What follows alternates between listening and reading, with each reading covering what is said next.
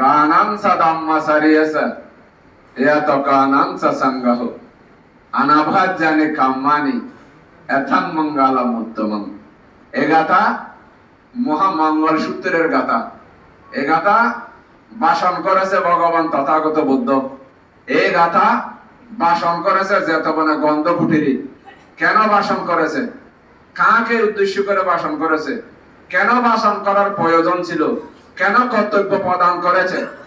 12 বছর পর্যন্ত এই একটি মঙ্গল নিয়ে দেশনা, যে বাপ বিভাগ সৃষ্টি হয়েছিল, যে মঙ্গল কিসে হয় তার নিরসন সকল দেবতারা নিরসন দিতে না পারে দেবরাজ ইন্দ্রের কাছে গিয়ে নিবেদন করলেন।